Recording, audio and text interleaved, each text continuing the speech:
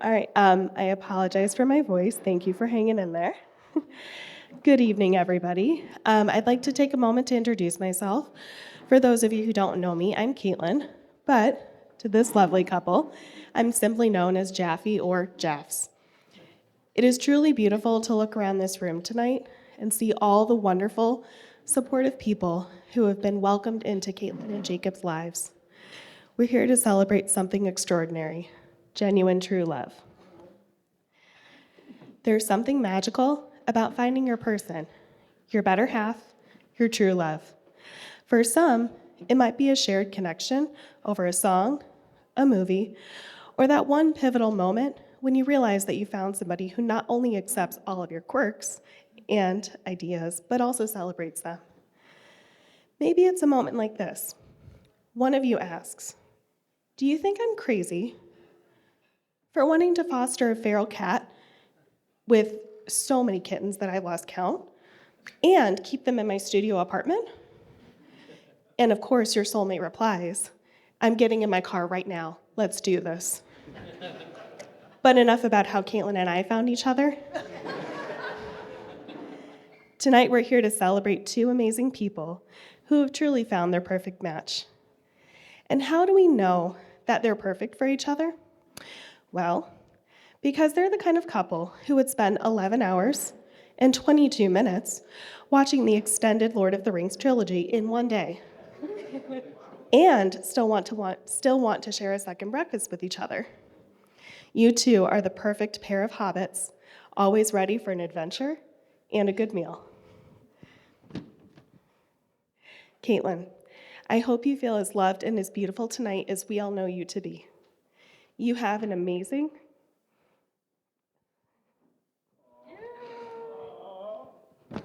You got this. You have an amazing and genuine heart. Why am I crying? And it is so rare and it is so cherished. Thank you for being a better friend than I could ever describe. You've always been there for me, and words can never fully describe my love and gratitude for you. Being here with you today is true an honor and a blessing. And thank you for loving my two lively toddlers and for being the most incredible aunt and godmother to my girls. I could not have asked for anything more. The joy in their faces when they know that they get to spend the day with Auntie Kate and Uncle Jacob is truly priceless. And Jacob, thank you for loving Caitlin so deeply. It's a privilege to watch your relationship grow and to see Caitlin flourish in her happiness with you. Beyond that, I'm so lucky to call you a dear friend. Thank you for being the role and taking on the role of Uncle Jacob with such heart. My girls adore you, and I couldn't be more thankful for you and the love and fun that you bring into their lives. The connection that you two share is truly special. The way that you make each other laugh, the way that you show appreciation and support, the way that you comfort one another. It's inspiring to see. You choose each other, and you chose each other years ago. You continue to choose each other every single day since. So, if everyone could raise their glass, let's toast to Caitlin and Jacob, wishing them a lifetime of love, laughter, and happiness. Congratulations to you two. Cheers.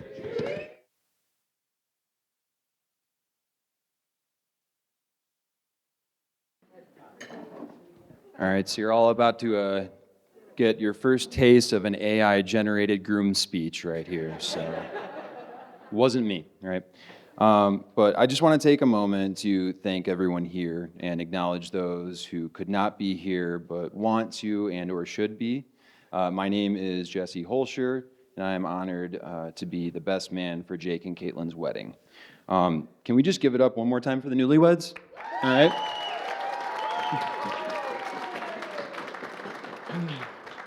So, back in summer 2009, first met Jake at Notre Dame, and I think we first primarily bonded over the shared misery that was being a Buffalo Bills and Cleveland Browns fan. And this is long before Josh Allen, the drought years. Factory of Sadness. But no, but it's that kind of underdog and ever the optimist spirit that I think I recognized in and liked about Jake. And there's proof of that too. After LeBron left the Cavs, he burned out the back of his jersey, but then years later, he still had that jersey ready to whip back out and put back on. I think he always held out that hope. And I just want to say the time that we spent at Notre Dame and Zom House, our dorm, with our brothers. We got Randy here and his wife Kelsey, who is also our college friend. They're in from Maryland. It was the foundation of such a special friendship and group of friendships, and it's just something I'm blessed to enjoy and something for which I will always be grateful. And it was just such an amazing group that we put together. It was Cario Mart or Chell or Zom Interhall hockey games, NBA jams in the basement, ZA, covert missions to get revenge on another dorm where we may or may not have spray painted the dorm and maybe we got the wrong dorm. It's inconclusive. It's inconclusive. So, Duck Island, Notre Dame football weekends, Kid Cudi and Chitty Bang and Wagon Wheel and Macklemore and Enrique Iglesias, Corby Rowe, Slosh Ball, the gang going as Trailer Park Boys for Halloween, watching Notre Dame get destroyed by Alabama in the national championship game, having that post-traumatic fan syndrome just spark right back up. It was great. It was great. Many a walk back from 7-Eleven as the sun was rising. Countless priceless memories. And even today, when we get together and time has passed, it's like time hasn't passed. It's like we're back there in Indiana, and it's so special. And I'm still learning new things about Jake. Like if you get him in the right mood, he'll karaoke 4 to 5 Hamilton songs in a row. So that was cool.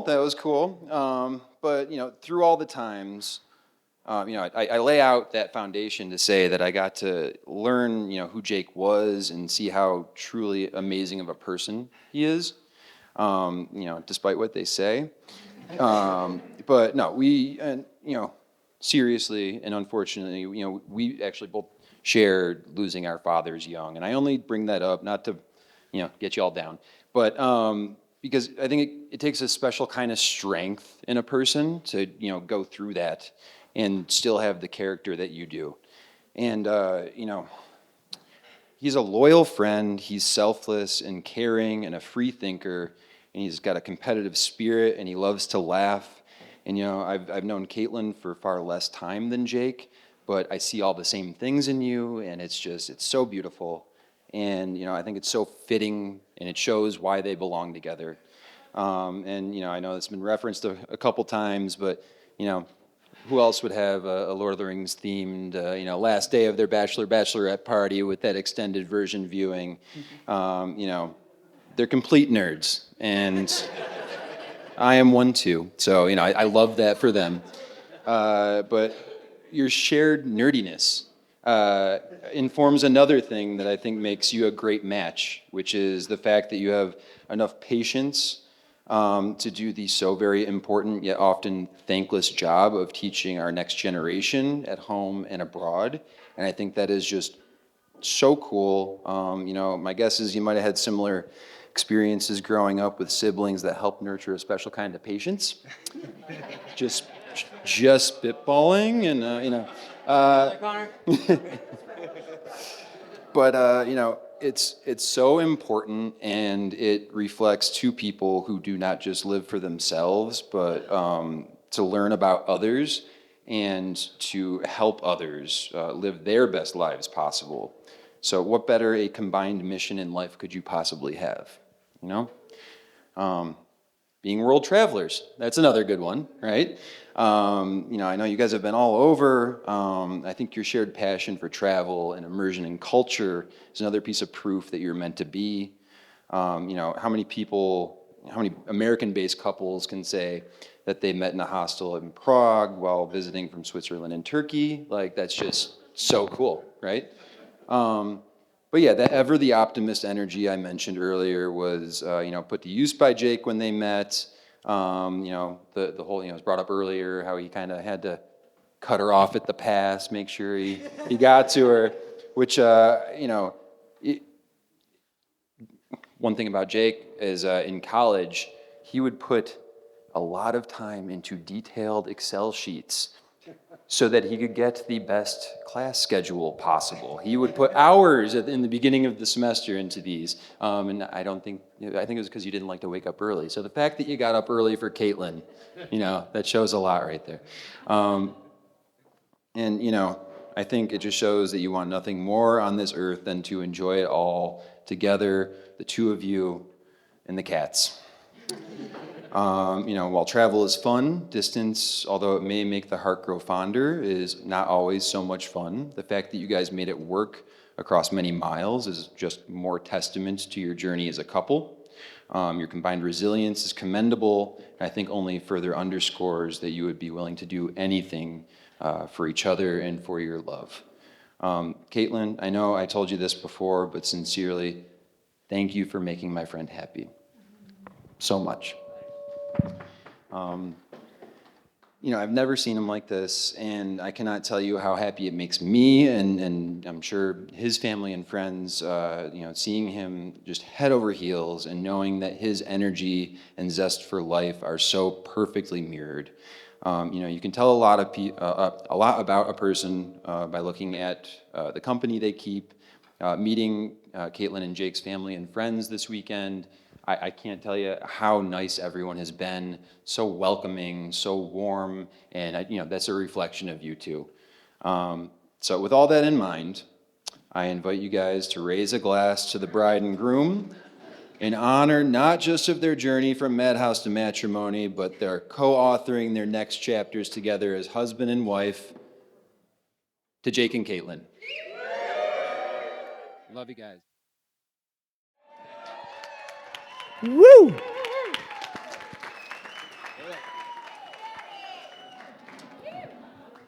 Thank you. Wow, that's impressive. I can sit down now. Well, if you don't know me, my name's Wayne Frobos. I am the lucky man to be the father of the bride, and now have Jacob as father-in-law. So I could not be happier about today. For everyone here, I want to thank you for traveling to Montana. I know it wasn't easy. And I just have one favor to ask of everyone from out of town. I need you to go back and tell everyone how brutally cold it is here and inhospitable. And don't show any pictures, please. And, we just need to keep that rumor kind of going. And got to slow down the growth a little bit here. So I want to tell you a little story about Caitlin as she grew up and was our special first child. And then rehash the story about how they met from a fatherly perspective. So Caitlin was our first child and kind of a big deal. And she was our first grandchild on our side, and she's still a big deal. So she was 11th grandchild on Sharon's side, and so she was welcomed into that big group of wonderful kids and family. But most important is their father's special relationship with my daughter. So got to give Caitlin credit for widening our social circles as we were young. And she kind of changed our life. Sharon started taking her to play groups, and we met a lot of the wives, and then the men met, and our social circle grew pretty quickly. And then our dear friends the Hagarts moved next door. And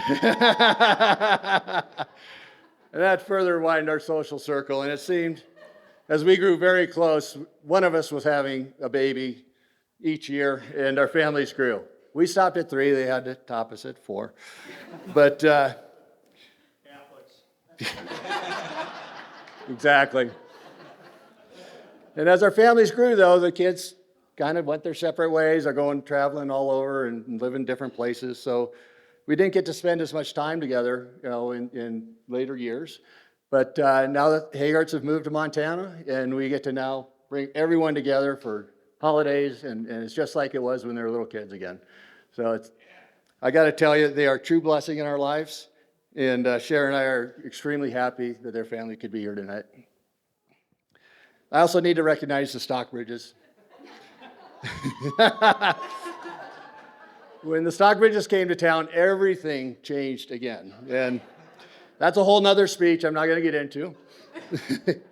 But I have to say, they've been with us in good times and bad, and been supporting our family for many, many years now.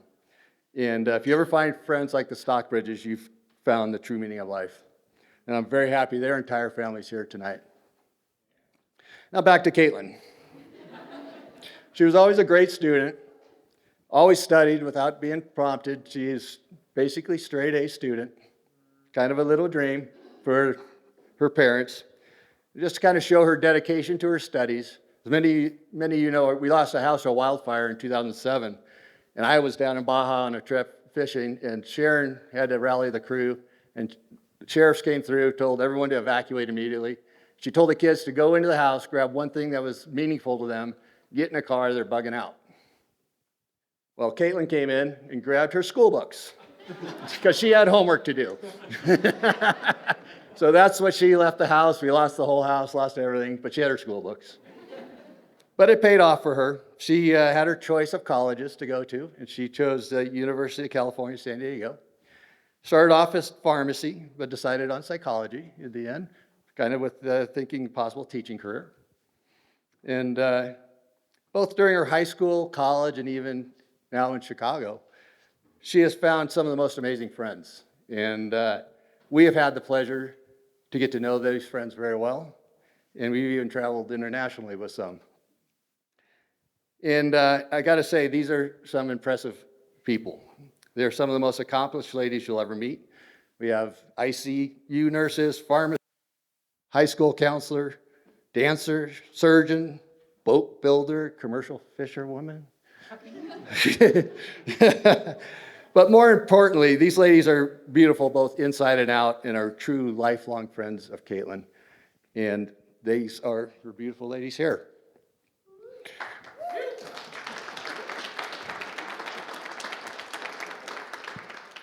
And Sharon and I are so happy that so many of them could be here tonight.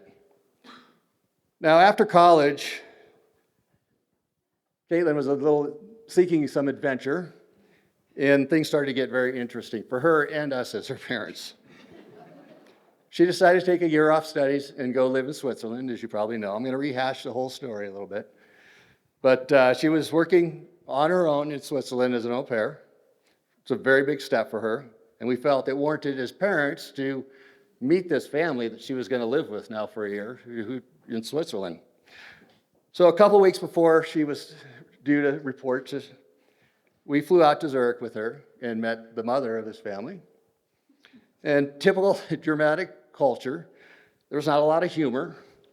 But it was a safe environment. Hello? It was a safe environment for her, so we felt it was fine. And part of her graduation present was a trip to Italy for the weeks before she had to report. So we started in the south. We ended up in Venice, where there was a very emotional goodbye. And Caitlin jumped into the world truly by herself for the first time. And she flew back to Switzerland, and we flew home. And as luck would have it, you've probably heard, she met another au pair who was working at a family nearby. Her name was Minty. She's from the UK. And trying to describe Minty in one word, I just have to say she's a pistol. She has a brilliant sense of humor, certainly a bit mischievous. She loves life, full of adventure, and she became a dear friend of Caitlin.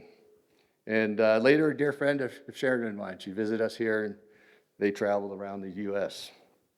Now, fun fact about Minty, when we told her that we might get cows at our property that were over in McAllister, Minty made us promise that the first cow we get would be named after her. So apparently we're going to have a cow forever now named Minty.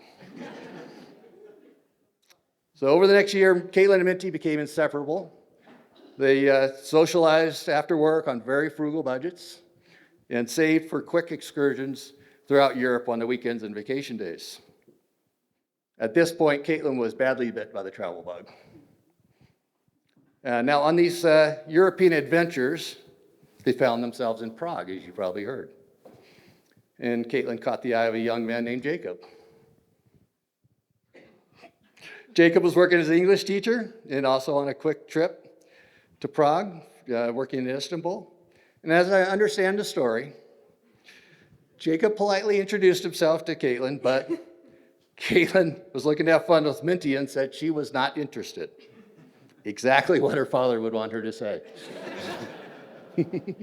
Now, no offense, Jacob. If you have a daughter, you'll understand, pal. So Jacob was apparently very persistent, and he got up early, waited for the girls to come downstairs, and but still, no interest from Caitlin. In fact, as you probably heard, they ditched him at one point, and as girls sometimes do. But well, most guys would have given up at this point. Jacob kept showing up in unexpected places just to say hi, maybe visit for a little bit, hang out. So one thing led to another, and it seems Jacob's charm started to wear off on Caitlin. And they began to sightsee around Prague, and after a couple days, they both went their separate ways. Jacob back to Turkey, Caitlin to Switzerland. But things got a little more serious. They kept in touch. And Jacob eventually invited Caitlin to Turkey for a visit. Now, at this point, Caitlin finally decided to tell her parents about this Jacob. And, while she essentially conveyed the story that you've all heard, and I just told you how they met and all, as a father, what I heard was a strange man from Turkey was stalking my daughter in a foreign country and now luring her to Istanbul. Not happening. Sorry, man, that's how it came across. Now, I trust Caitlin's street smarts and her travel skills, but as her father, that would just sound like a terrible idea, to say the least. But, after I calmed down, Caitlin explained this young man was actually an American of Irish descent, who grew up in Ohio, went to Notre Dame, and was teaching English, abroad for a couple of years. It's like, okay, that sounds a little better. So, still, as a father of a 25-year-old, my daughter was not going alone to Turkey to meet some guy. So, Sharon and I had to get a little plan together. We knew we had to be a bit subtle, so sometimes Caitlin could be stubborn if you try to tell her what to do. Not sure where she gets that. But we developed a plan where we said, hey, look, Sharon and I were all ready to travel. We were going to do an Eastern European trip. And we said, Turkey's not that far. We could just add that to the itinerary and we could all go together. And so we did. We sweetened the deal to get Caitlin to buy off on it and say, well, after Turkey, you can come travel with us through Europe. So it's like, I knew the travel bug would get her. So she agreed, and so we all went. And we ended up having a meeting. We were going to have a meeting, breakfast together, and meet Jacob for the first time. So Sharon and I promptly showed up at the time we were supposed to be there, and they weren't there. And 15 minutes went by, and they're still not there. And I went, oh, geez, I'm going to have to search Istanbul to find my daughter. But finally, they showed up, smiling and laughing and apologizing for being a little bit late. Apparently, they had been up all night on the town and had 45 minutes sleep, and it showed. Now, I think first impressions are always a good test of character. And as I sized up Jacob from a fatherly perspective, he came across as, well, normal, even nice. In fact, he was polite and charming. And, I walked away from that meeting understanding that what I was so concerned about was simply a romantic courting of my daughter by a respectful young man with the best intentions. And I kind of liked this guy. So the following year, they progressed nicely, and Caitlin decided they were going to move to Turkey together. They landed teaching jobs. They had apartments lined up. It was days away from leaving when the attempted coup was in Turkey. 300 people killed, bombs going off in the street, 40,000 people arrested. Not good. It went from an exotic, pretty city to a very dangerous place. So obviously, they canceled their trip, and they didn't go. But they regrouped. They moved to Chicago, where Jacob has much of his family. And they both needed teaching degrees, masters for their teaching credentials. But they couldn't afford to both attend grad school together. So they decided that Jacob would go to school, Caitlin would work. And after that, Caitlin went to school and Jacob worked. Now, there was a lot of trust in that arrangement, but both honored their word, and they both honored each other. And I think that's a beautiful testament to their commitment to each other. And then over the past 10 years, they've had their ups and downs, but they always managed to persevere through difficult times, weather the storms, enjoy the good times and bad. And as teachers, they get to visit us extended periods in the summertime. We get to see them in the holidays. So we've done a lot of fun things together, traveled all through Montana, done some off-roading, almost got stuck a few times, crossed some streams. Good times.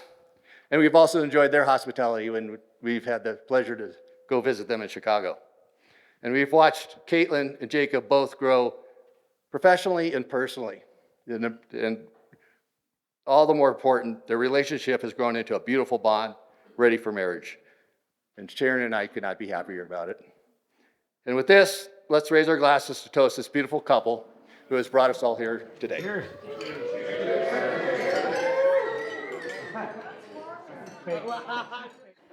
Hello, everybody. I am Jacob's mom.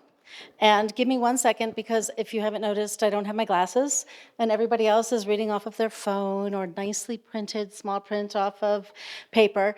And I have my iPad, and I think I have it's like 28 font. So give me 1 second to turn it on. Can you hold this for a second? Thank you. All right. I want to thank everyone who traveled from near and far tonight to celebrate the next step in Jacob and Caitlin's grand adventure, marriage. I actually racked my brain to come up with some sage advice, but I realized you will blaze your own trail, make your own mistakes, and celebrate your own triumphs. Just know that your parents and I and every single person in this room will always be here to support you. It's pretty clear that all of those who witnessed the sharing of your vows today, and I'm going off script because the following quote has been said 100 effing million times tonight, but we know that you would rather share one lifetime with each other than ages of the world alone. We've heard it a million times. I would also like to share one more thing with you. I found something when I was going through boxes and boxes and boxes of photos for the rehearsal dinner. I came across a letter that was written by Jacob's dad when he was a little boy. I'm going to try to read directly from the letter, but I might have to pick this up because, again, 28 font, but we will try. All right. We're going to try someone else's reading glasses with fingerprints on them. Okay, no, sorry. We're going to try someone else's reading glasses. Who wants to give me their reading glasses? Oh, thank you. Okay. That's better. Dear Jacob, what you mean to me: energy, sports, loving brother and son. You're the middle child, just like I was. Never had the chance to be the first to do anything, and always had to share with your little brother. You're very special to me because, you give the best hugs. And you are always willing to try new things. You're also special to me because you have so much self-confidence. Your father had horrible handwriting and aren't afraid to be put in new situations and to make new friends. I know your mother didn't know how to handle her first boy. Oh God, was that true? But you were and are so loving that you made it easy for her. You play well with your big sister. True? Okay, yeah. Let's see, okay. And with your little brother, Connor. Because you were the middle child, you put, let's see. It will be up to you to keep the peace with your brother and sister. Okay, is everyone listening now? This is really important. And to take care of mommy and daddy when we get old and feeble. Please, Jacob, just keep being you. Love, Daddy. So this is yours. Okay.